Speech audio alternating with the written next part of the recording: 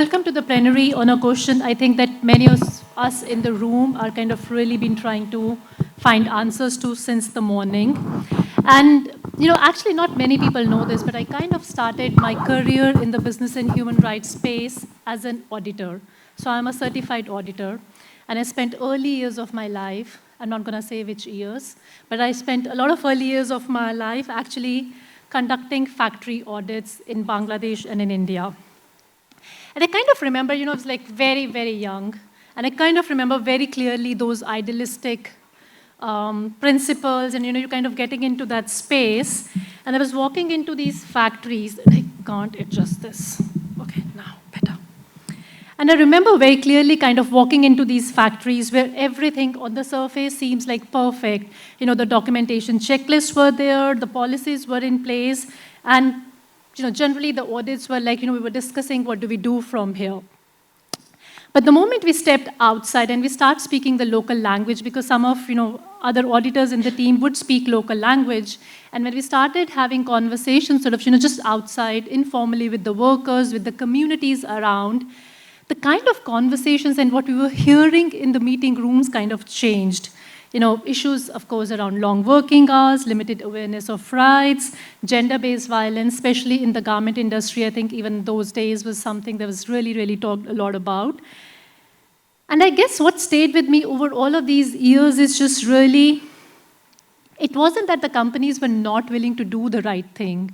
I mean, even, when we've made a lot of progress in in these years, but I guess even those days, it felt like somehow the way that we were collecting data, the way that the systems were designed, were not enough to help and to enable businesses to actually make the right decisions and, more importantly, ask the right questions. Over the last decade, I guess ESG has fundamentally changed how we think, how we do business, but also how we talk about sustainability. And I think that's something that we have heard numbered again and again since this morning. We have more data, more disclosures, more frameworks, more regulations coming up, more policies. So we have, I think in some ways we have the more, and I think that in some ways kind of feels like is that becoming a problem? Is, in this case, the more the merrier, or is it the more the confusing? And I think at the same time, while we are seeing all of these developments, at the same time, we're also seeing persistence labor rights violation in supply chains. I mean, pick up again, news media, and you would find one story, at least in the newspaper or in whatever social media that you're looking at, that talks about these issues, but also growing land and resources conflicts, increasing scrutiny also from regulators, investors, and community. So I guess the question today is that are companies reporting? It's no longer actually a question. The question is, are we actually reducing harm? By all of these disclosures, are workers, communities, and ecosystems better off? And I think that's where probably sort of, the tension lies. Because ESG, to me, I guess in many ways, has become very good at visibility. The question is it as good in terms of accountability? We are now also entering a very different phase, right? I mean, we talked about how we are moving from a voluntary to a mandatory due diligence space. Not just regionally and globally, but also in Indonesia, in Thailand, you see conversations on mandatory human rights due diligence. Both countries actually have a draft document that they're discussing and engaging with businesses and with civil society to see what we need to do. And I guess it's becoming also, it was very clear even from the conversation this morning that this is not just about compliance, right? It is actually about supply chain resilience, it's access to markets, but also cost of capital and ultimately competitiveness. We talked about the business case in the opening plenary today. So today, this session, the conversation is really about, what we're trying to do is to sort of have it across three parts. First, we will look at whether ESG transparency is enough. Second part of the conversation would look at how do we look at how we are exploring when the regulations are changing and when the policy and regulatory space is evolving. And last, we'll try to sort of bring it onto the ground where things actually get messy. And to discuss that today, I would like to invite an exemplary panel and experts from the field to have this conversation with us. So if you could please welcome Mr. Hong Lee. He's the Director of East Asia for Amfori. Can we have a huge round of applause? Hong Lee leads a global association of over 2,400 members helping them navigate sustainable trade and environmental performance across supply chains. Please welcome to the stage. I'll probably take this, so maybe we can just maybe move along. I like to take this one. It's easier for me to have questions. Thank you. Next, we have Martina Chow. I'm trying to find here. Hi, she's the Just Transition Policy Analyst at the Asia Investor Groups on Climate Change and coordinates a network of institutional investors focused on risk and opportunities for the low-carbon transition in Asia. Thanks, Martina, for joining us, and we look forward to the conversation. Can we have a round of applause for our speakers, please? Next, in the panel, we have Faroz Nader, and I'm trying to find where Faroz is. Hi, Faroz, who's the Executive Director of the UN Global Compact Network Malaysia, and a leading voice actually in mobilizing Malaysian businesses to align their strategies with universal principles on human rights and labor. And he's going to bring in a lot of examples, from actually working with the businesses on the ground. Last, not the least, for this panel, we have Reza Bayo, who's the co-founder and CEO of, obviously, Sustainable. He works at the intersection of technology and social impact to bridge the transparency gap in emerging markets like Indonesia. Thank you for joining the panel, and we will take the conversation here.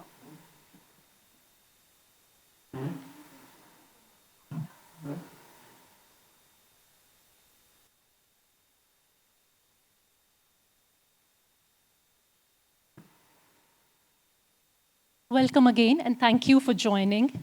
I'm actually not going to waste any time learning from my last experience to kind of get more into the conversation, but probably sort of jump straight into the questions here, and would like to take as much benefit I have of your presence here. Hong, probably I'll start with you, right? We've seen how international RBC standards are increasingly converging in expectations, and that's something that we've heard all this morning. But the challenge really lies in implementation on ground, right? Because it kind of remains complex. It's not an easy thing to do. We've also established that.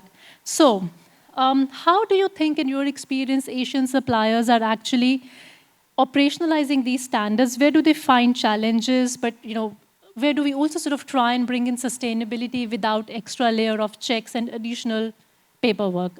If you could keep maybe your responses to about 4 minutes. I'm going to be more stricter this time. I have been asked to.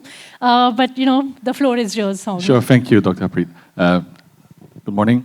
Still morning. Good morning, everyone.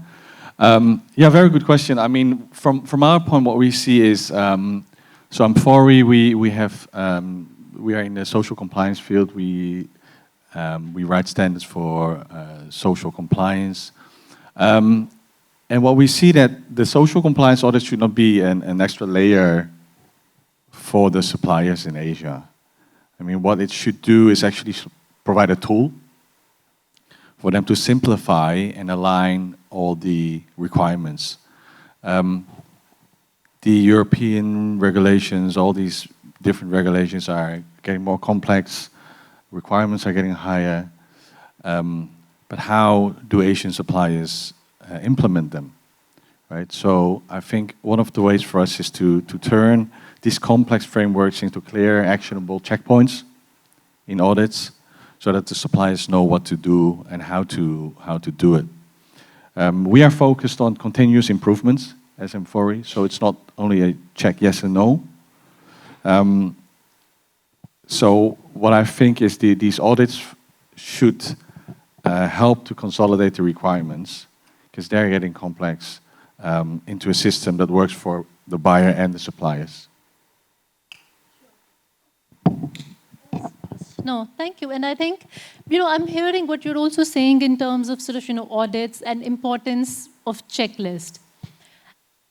I kind of also feel, and this is again something that we're hearing from businesses, but equally from small and medium enterprises, particularly in the region, in terms of just kind of different audit requirements for different, for different brands, for different buyers. How do you kind of try to bring together that coherence and help businesses? Because that's a big question. I think just the audit fatigue is something that we've been talking about forever. Do you see that businesses are engaging in that conversation, and how are you probably helping them to respond and help them, sort of look at different kinds of audit requirements? Yeah, the point of audit fatigue we've seen, I mean, I think we share a similar background. I've been in auditing also for a long time, and I think since a long time people are saying like audit fatigue, different requirements, all the retailers and the brands, they have their own requirements. What we see is there is some shift, but it comes and goes.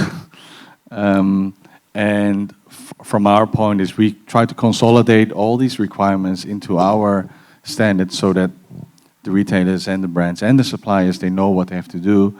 And if they recognize these global standards like RSPO, MSPO, these standards, then there will be less audits. Again, I think, I think audits does help, and it is one of the tools that's available for all of us to sort of look at where we are, right?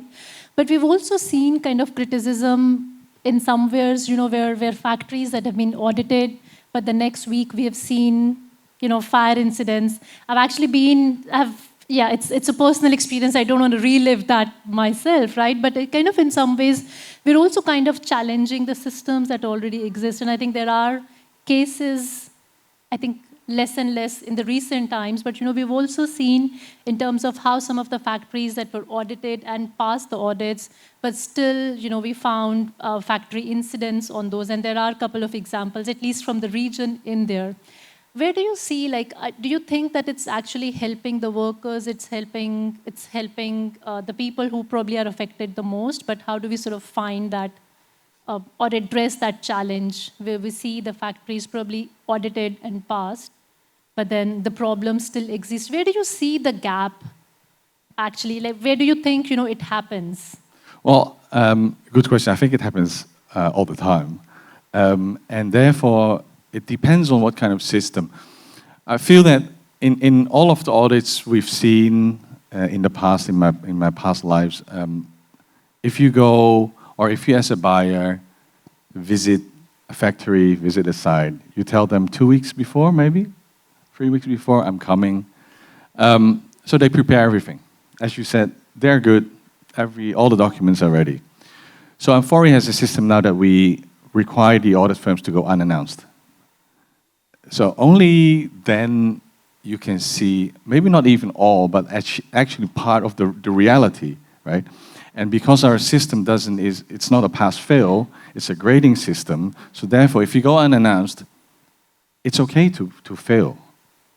We help, there we have capacity building, we have different tools online to help these, we call them business partners, the suppliers, to improve. So I think we should go away from a pass-fail, because every time it's just a pass, right? And change to continuous improvement. No, thanks, Hong. And I think what you're saying here is really important, that we also probably, have to move ahead from looking at it in binaries of yes and no, pass or fail. But what you're saying is it's important using these checklists and other tools to identify the risk and put in efforts and systems in place to address those risks, right? Yes. And I think that's where we're sort of taking this conversation, that ESG is not only about passing and having a score, but it is really about how do you improve your performance and how do you do better in the areas where you see higher risk, right? And I think with that, probably let me try and bring investor lens here, because again, ultimately the capital is shaping behavior. And Martina, if I could come to you, probably in some ways, because you do engage with a lot of investors in your network, right? If you could probably sort of help us understand, and the conversations that you're hearing among your networks on how these investors have started to screen social risk in their portfolios,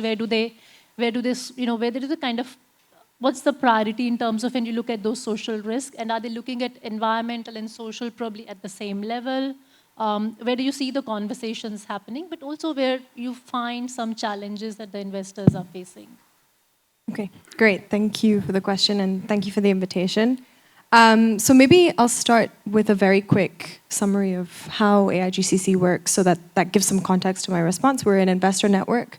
As was mentioned, we have around 80 members, mostly institutional investors, so asset owners and asset managers, across sort of the 11 Asian markets. And what we do is we work across thematics and we help them build capacity So we have a thematic focus on nature, on adaptation, on energy transition, on utilities engagement, and on just transition, which is where I sit. And a lot of the work that we've been trying to do with investors on just transition is to kind of marry exactly that, the environmental and the social. Because as you alluded to, I think the focus with ESG and with a lot of sort of sustainable finance tends to be much more on the E, and a lot less so on the S. And I think that's just a general rule of thumb. So just in terms of your question on how some of the investors in our network are starting to kind of incorporate the social dimensions into their climate frameworks, and I guess the role that these ESG disclosure standards actually have amongst investors, I think it's probably relevant to sort of take a step back and think through what role do ESG disclosure standards play, and in that sense, how are they inherently limited, right? So what they do, and I think maybe this is quite similar to what you were saying around giving suppliers a tool, is that they really give investors sort of the information that they need to engage with their investee companies. But they can be quite limited on two fronts. First, that they're much more focused on the environmental side currently than the social. And we are seeing some progress, for instance, with the task force for inequality and social disclosures that's coming. Inequality-related social Yes, and financial disclosures. that's the We one. have lots of acronyms today. Maybe by the end Huge of the conference. acronym, TISFD. And that's making a lot of advancements in terms of sort of bringing the two a little bit more forward and incorporating those dimensions of inequality and sort of climate. But for the most part, they're much more focused on the E. The second part, the second kind of limitation is that if you're trying to look beyond just sort of social risks or those check boxes and think about the real economy impacts, the place-based realities, disclosures can only go so far and they don't help you fill that gap. And that leads to the point on sort of how some of our investors are starting to think about these things. So some of the more advanced investors in our network are really trying to look at the real economy impacts of their investments. And where ESG disclosures fall short, they are trying to supplement some of these things with their own frameworks. So we are seeing some of the investors in sort of the Just Transition working group that we have marry the two through a lot of the frameworks that they put out, which essentially give companies a clear sense of their decision-making process and how they will be allocating capital, what their priorities are going to be in their engagements. And a lot of the early strategies to incorporating sort of social dimensions have been much more on the engagement front. So we have a few investors who have started saying, okay, in our engagements with companies, just transition is going to be an important dimension, and we're going to think about how this manifests across different sectors, right? So when we're engaging with utility companies, that might be around adequate reskilling of affected employees in the coal sector and ensuring that there is wage progression in sort of the renewable energy priorities that they might have. They are starting to also look beyond the energy sector to think about how this might manifest in a great timing, the palm oil sector, how it might manifest even in the financial services sector. But a lot of the strategies so far have been very focused on engagements. I'll stop there because maybe we can kind of speak to some of the tensions between the environment and the social, but I'll leave it there for now. Sure.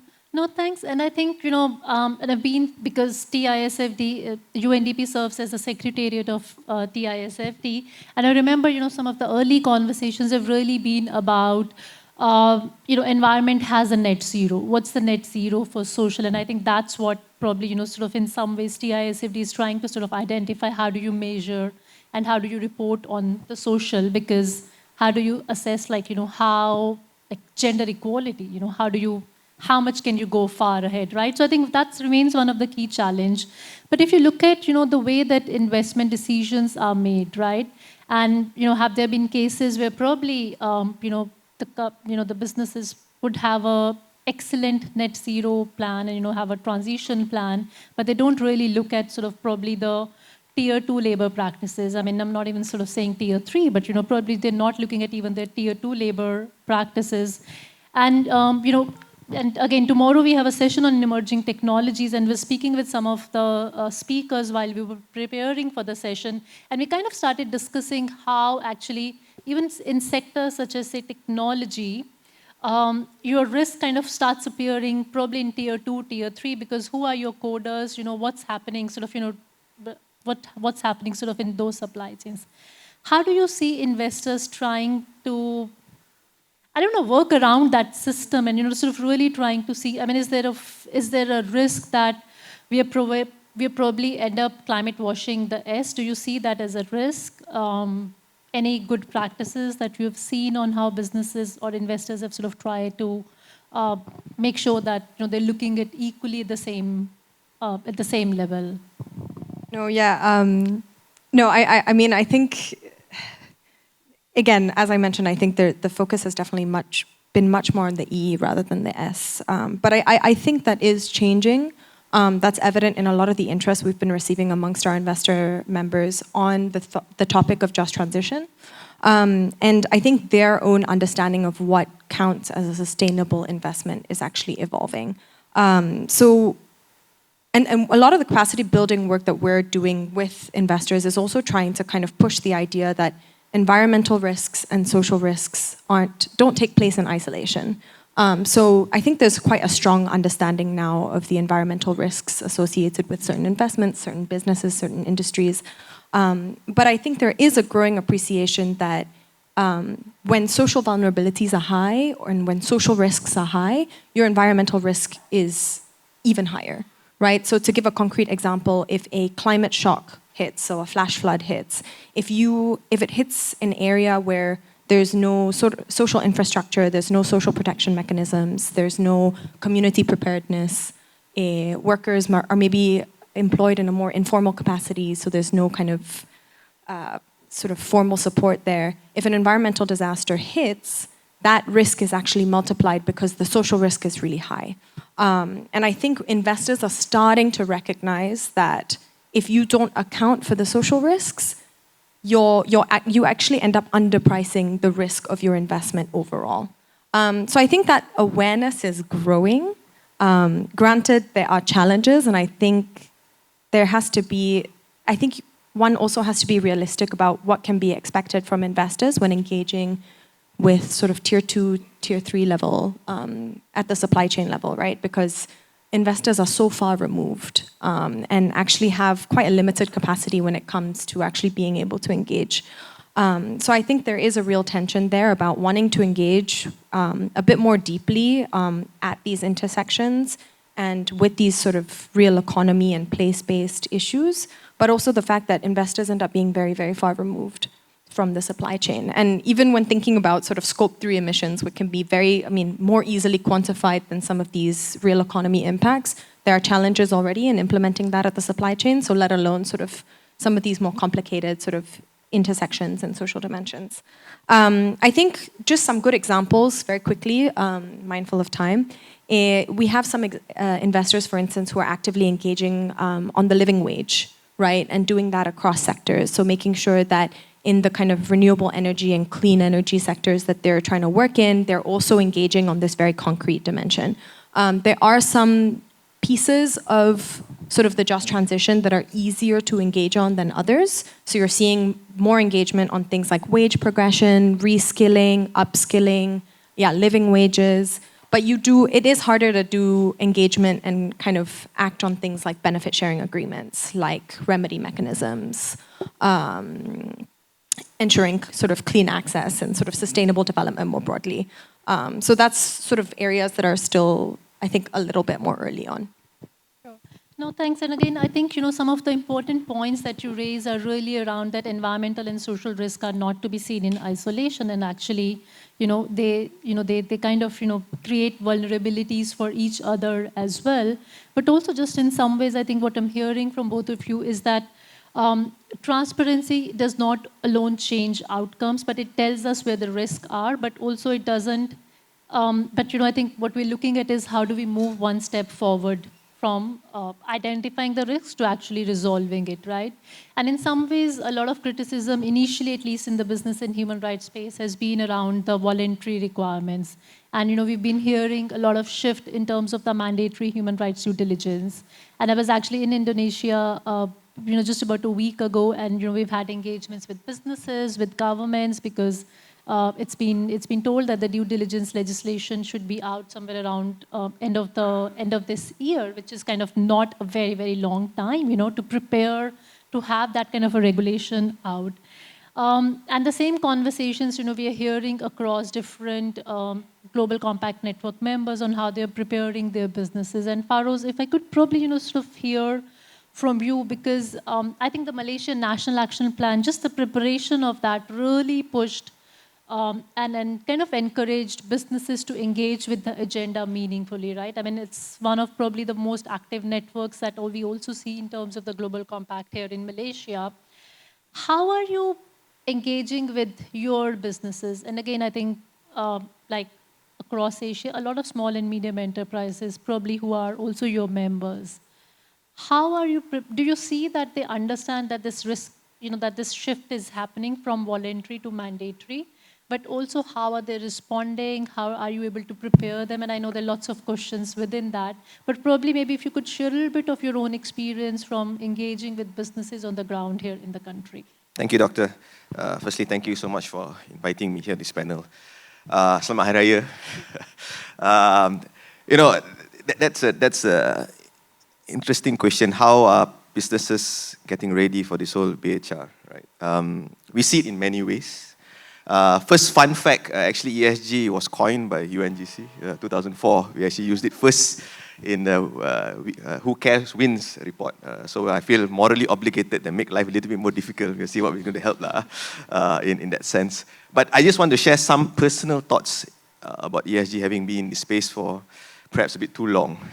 Now we've got all kind of acronyms. Now AI is coming, all this kind of thing. Now is ESG enough, right?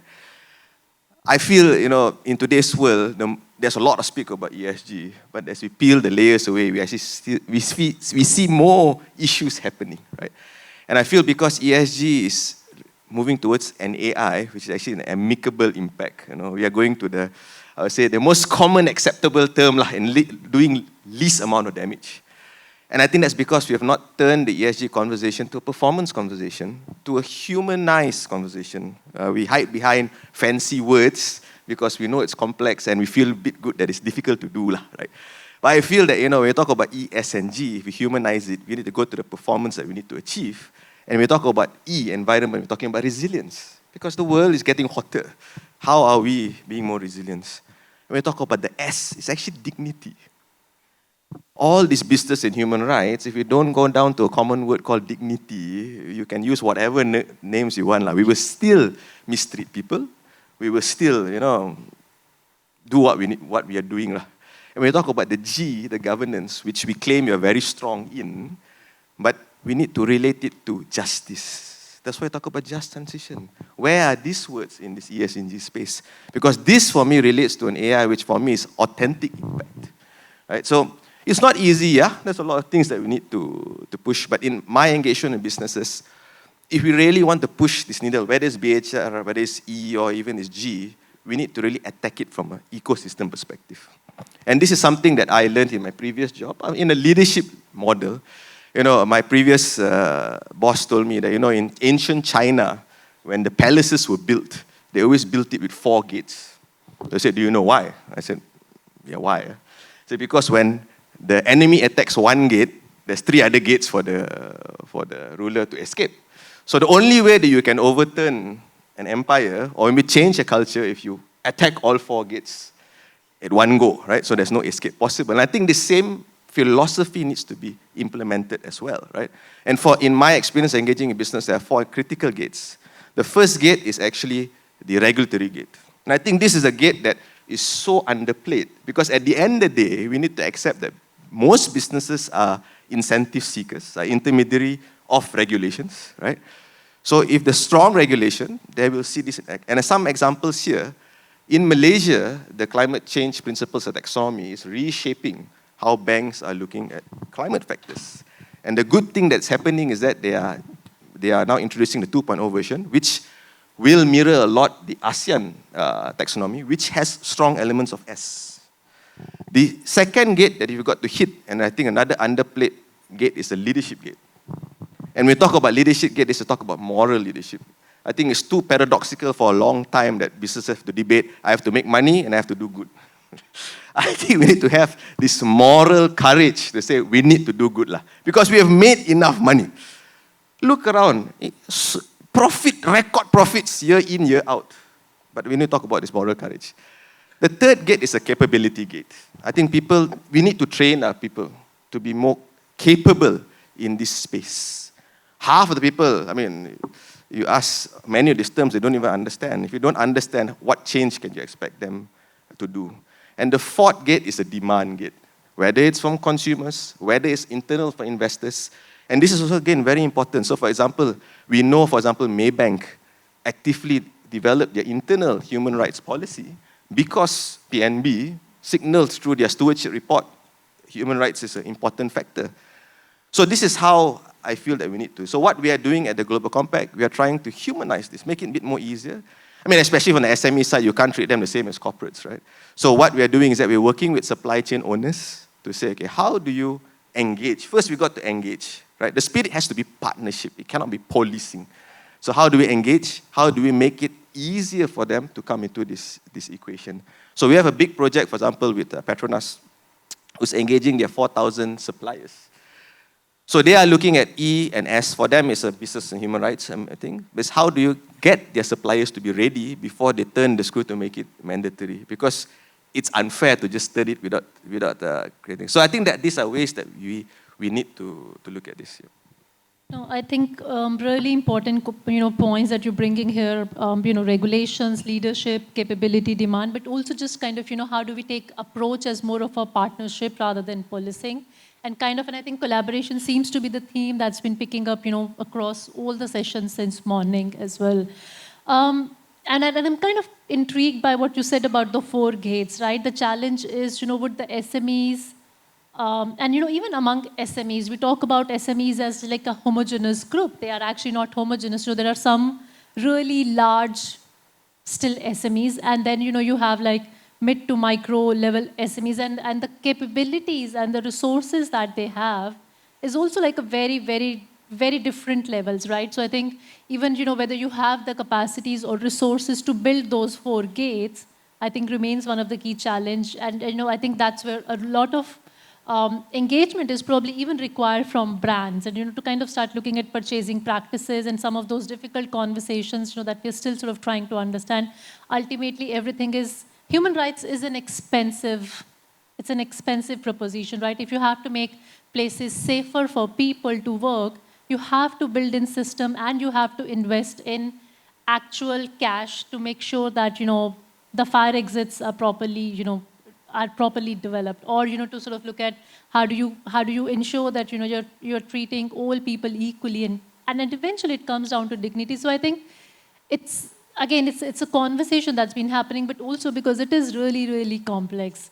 And I think in some ways when you sort of started talking about AI and technology, that helps us to kind of also bring to Reza here.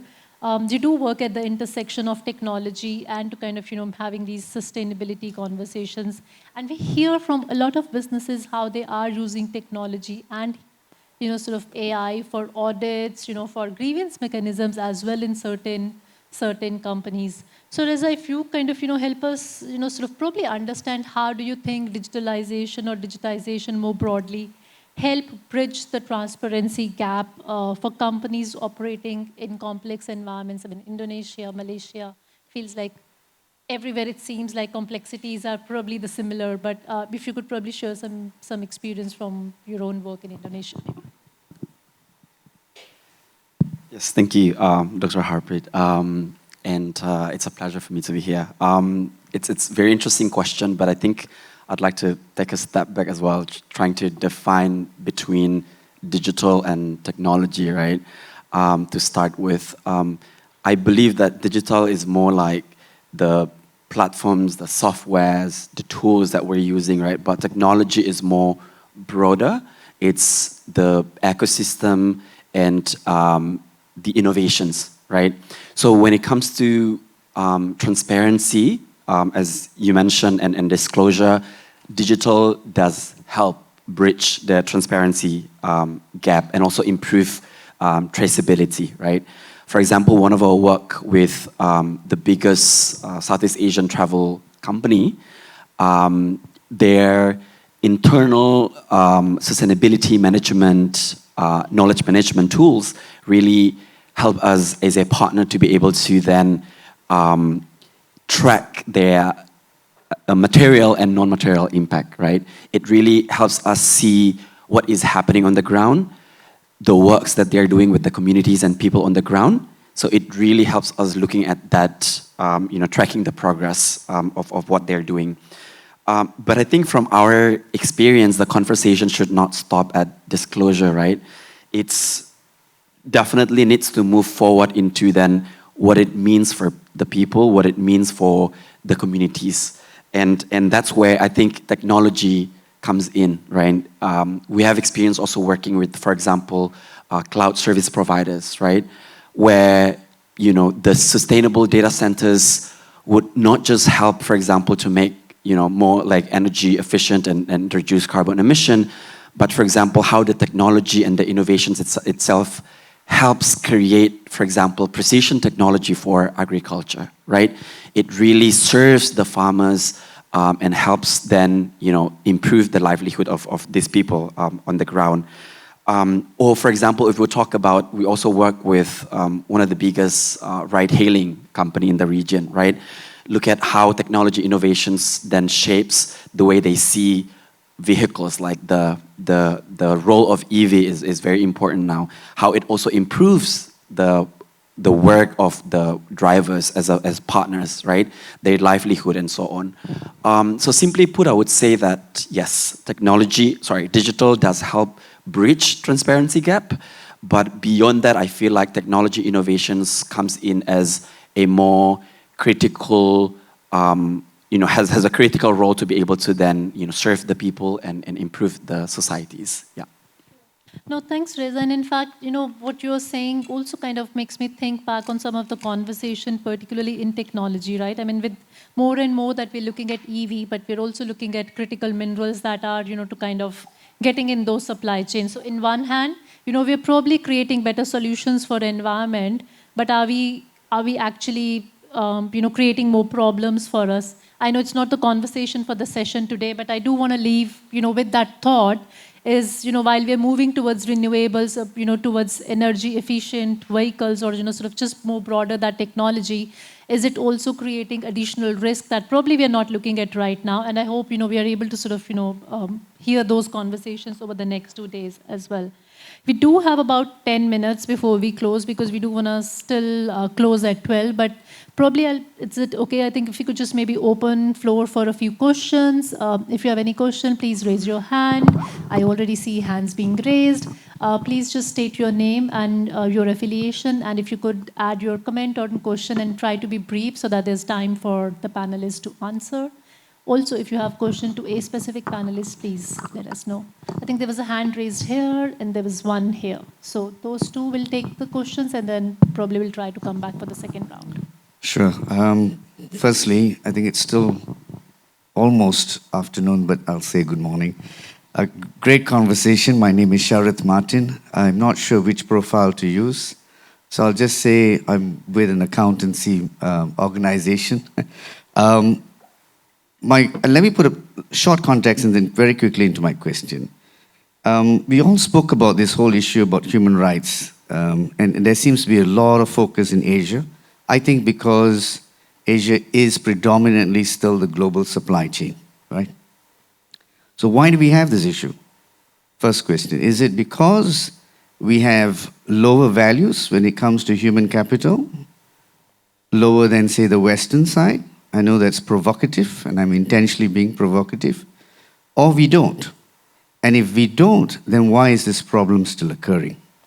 Now, my humble view is that it's because since the 70s and 80s until now, Asia has developed its economies on the basis of lower cost.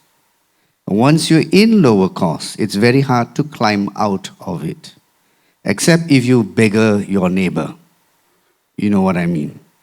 So, very quickly then, my question is, how do Asian supply chain learn to flex back? And I'm here using the Gen Z or Alpha or millennial word of flex, where we understand that these requirements are one coming down on us. But when it comes to supply or the buyers in the West to pay for these improved standards, we face resistance. Living wage is not commonplace in Asia, never mind in Europe, not commonplace. That for me is an indicator of how we're struggling with this issue. So the question back, to be very clear, is how do Asian businesses learn to flex back as a major supply chain, which is very hard to de-risk from? All right, thank you. Very, very easy question I hear for the panel. Or maybe, can we just take the second question here? There is one hand raised here. Thank you very much. Very nice discussion about ESG and audit maintaining. This is Shalom from Epilion Group from Bangladesh, Dhaka, Bangladesh. We are maintaining ESG reporting at this moment, though it is not requirement from buyer side. But we know that coming the days, it would be very much requirement from buyer side also. So my question is that at this moment we are maintaining ESG reporting, and also we are maintaining so many certifications, audit requirements from buyer side also. And our own side, we are maintaining SEDEX and BSA also. So my question is that, my questions for two questions. What should come beyond ESG to make the apparel sector truly sustainable and ethical? Number two, how can collaboration between brands, supplier, and regulations go beyond ESG checklist? This is from my side. All right, Thank you very much. Should we try to answer those questions very quickly? How do we flex our muscles as collective of Asian suppliers? Feel free to go take a take. Yeah, I know we have only a couple of minutes, and we can take this conversation during coffee. But I think we should not flex back, but we should collaborate. And I understand your point that we have to stand stronger. And we've seen it in other certifications or other industries that there will be country-specific requirements if they import into the country. Like, for example, in China, with the organic many years ago, that they said, okay, you want to import into China for organic, then you have to fulfill the China local regulations. So that's the sort of geopolitical flexing. But in terms of supply chains, I think it's really a collaboration. Can I maybe just be a little bit provocative here? Because, we are being asked, and I'm saying this as an Asian representative, not as my UNDP hat, but as an Asian citizen. We are asked always to kind of collaborate, while, when the brands when the brands come together and they lobby together for a certain price for a T-shirt that's probably made in Bangladesh or Indonesia, they actually come together and lobby, and they flex their muscles of collective purchasing power, right? And why do we only, and I'm not saying we shouldn't. I think, please, ultimately, I think there is no progress without collaboration and dialogue. But I think it's always just, is it that power imbalance where we see ourselves always as the recipient of whatever is happening? And is that the mindset that needs to change among Asian suppliers to say, hey, you know what, we're not going to sell this T-shirt at this price, because within that, with all the certification requirements that you mentioned here, for example, in Bangladesh, or, with all the audit requirements that you have, it actually costs actual money. And if we were to sort of, respond to your EU markets or, whatever markets, we actually need to invest. And so where are we? I think, is it that we need to have our mindset change, or is it the shift in our behavior that's needed? Because I kind of feel like, we're always at the receiving end of the global rules being made, and in Asia we will follow. And I'm sorry, I'm being very provocative here. Can I? Yeah. Can I? Yes, Yeah, I please. mean, just sharing a bit of my experience. So, in the corporate experience of mine, I was in the palm oil, right? And so I was in oleochems. I was a B2B. And it's always the big buyer will demand something, come to us, and then we'll demand to the smaller buyer, and then the poor unfortunate smallest guy will have to pick up the bill. So it was always a demand without we won't pay for it, but I expect you to do for it. But I think we got to also be real, right? By the way, I knew Sharat will ask a naughty question. He's known for this. We also got to be real. At the end of the day, we've got to understand that power remains where the commercial interest is. I mean, it's the reality, right? Rose, but imagine the collecting, supplying power you have. If you stop supplying... Let me finish. Okay, right? go We've ahead. got to accept the fact that is there, right? So I do agree with your observation that it's a mindset shift that we need to look at. But I think the mindset shift is not about us flexing together as suppliers on these kind of things. I think the mindset shift has to happen at the business leaders on the Asian side. That we've got to also think and behave differently. Now, I'll give you an example. Yesterday, I was reading a news article, which for me I thought was very surprising. So the issue is that now they're saying that food price is going to go up because energy input has increased. So in Malaysia, apparently, the farmers have stopped using urea as part of their farming practices, which actually makes the leaf greener and more nutritious since the Ukraine war in 2022, because it's too expensive, because Malaysian producers decide to sell externally to make more money than to internal. Who made that choice? It's still because we want to chase that commercial factor, right? So as much as we have this debate about, we should listen to them, you should listen to us, but until we ourselves fix, the so-called global south or whatever in this, to have our own confidence in this, I think it's going to be a challenge. I mean, if you look at RSPO, it's dominated by the buy side rather than the producer side, right? So I think it's more towards our mindset change that we keep saying it's our century. It's time for us to behave. It is our century. But the fact remains that power centers always go to where there's a commercial part of it. So until we fix that, I think it's going to be a very difficult conversation to have, right? And if you look at the Korea or Japan, I mean, they also move so fast, also increase their standards. Because, as you pointed out, they move to a more higher income base. But what really stopping us here? Whenever we talk about paying living wage here, it's always, then we must stomp the productivity, but then this. But the same business leaders walk up with a new Rolex and a new Mercedes. It's not the Europeans that ask them to say, it's we here as well. So I think that leadership mindset has to change on our side before we can even talk about all this approach. Yeah.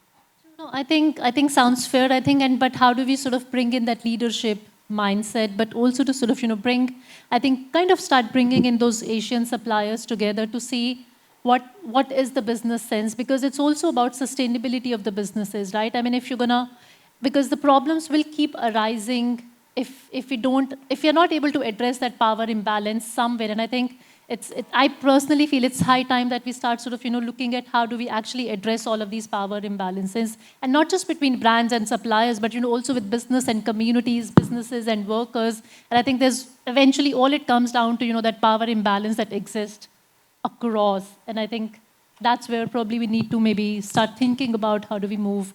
Again, not the conversation for this session, but we have a lot of things that we can take off towards the coffee break. There was a second question, I think, from Bangladesh, if anybody wants to respond to that one as well, very briefly. And I see that hand raised here. So we'll take one more question, but we will finish in 2 minutes. Okay. So you have 30 seconds to answer that. I think there was one question really sort of in terms of how do we sort of start looking at not just these as a checklist, but kind of really move beyond. In my experience, right, the great thing about our culture is that, we are quite attentive to when there's a direction set to us. We can move very fast, right? So I feel that for us to move faster and go beyond the checklist, the regulatory play has to come into this, right? Again, from a Malaysian example, suddenly every company is very interested in anti-corruption because of, is it Section 17A, I think? I can't remember the actual one. If somebody is caught for corruption, the directors go to jail. Suddenly it becomes material that everybody needs to think, right? So in the National Action Plan of Business Human Rights, it might pave the way to a Corporate Manslaughter Act. That means that if anybody dies because of lack of business, so human rights duty, your directors go to jail. I tell you, you don't need checklists. Tomorrow itself, everything will get fixed. So I think in our part of the world, we need to have the strong regulations that will push us up the bar as well. Right. Yes, please go. Yeah, I think aside from that as well, I think, I mean, regulation is very important, but then the local context, I think, should play an important role as well, right? I think there was a discussion earlier about the agribusiness. From where I'm from, I grew up in eastern Indonesia, where I mean, we talk about the supply chain of, for example, fish and seafood, right? But my brother himself is a small-scale fisher. And it's not just the role of the small-scale fisher.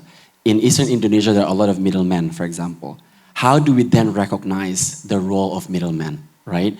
And so I think stakeholder engagement is very, very important. Who would then, for example, make sure the social protections of the small-scale fishers and the middlemen themselves, for example, right?